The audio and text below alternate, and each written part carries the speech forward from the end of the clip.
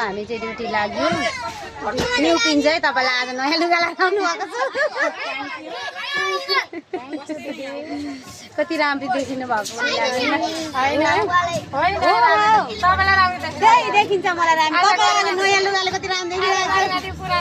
म त यो 4-5 वर्ष अगाडिको लुगा लाएर के राम्रो देखियो भने तपाईँ नयाँ लुगा लाएर कति राम्रो देखिनुहुन्छ मेरो त यो 5 वर्ष मात्रै भयो हामी देवघाट घुम्न जाँदाखेरि ल्याएको मैले यो 5 वर्ष भयो फेरि म